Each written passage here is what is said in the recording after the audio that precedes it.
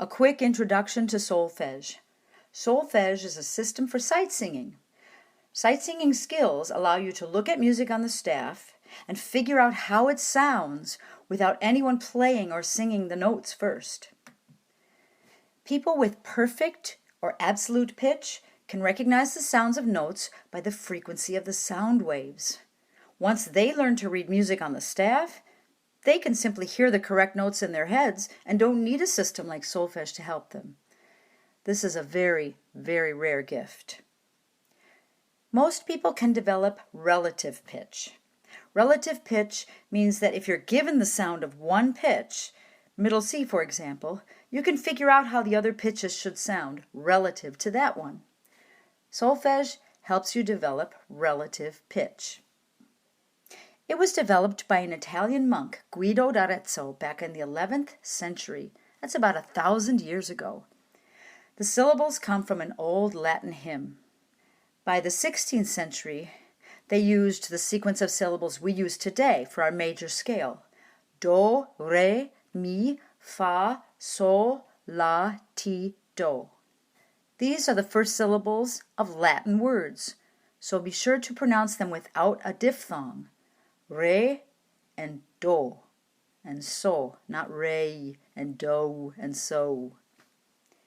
Because the L in sol can get in the way of singing a beautiful tone, most people also prefer to shorten sol to so. That's how we'll sing it. Here's how it works. First, you learn the sound of the major scale. You know the sound of the C major scale because you sang through it in Lesson 3 using the letter names of the notes. For solfege, simply substitute the syllables do, re, mi, fa, sol, la, ti, and do. In the major scale, all the intervals are whole steps or major seconds, except the intervals between the third and fourth notes, that's mi and fa, and between the seventh and eighth notes, that's ti and the top do. These are half steps or minor seconds. Once you know the sound of the scale using solfege, you practice simple melodic patterns based on that scale using just the syllables. Because of the physical properties of acoustics, not all pitches in a scale are equally important. Do is the most important pitch. Try to remember the sound of do no matter what other notes you're singing. So, 5 steps higher or 4 steps lower than do is the next most important pitch.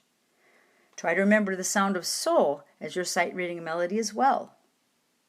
Even if you get completely messed up and have no idea what other notes or syllables should sound like, the melody will likely go back to do and so quite frequently. So if you can remember how they sound and where they are on the staff, you can get back on track.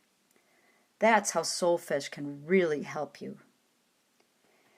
In Lesson 4, you'll practice many simple melodic patterns in major keys using solfege, other syllables that help you warm up your voice, and scale degree numbers.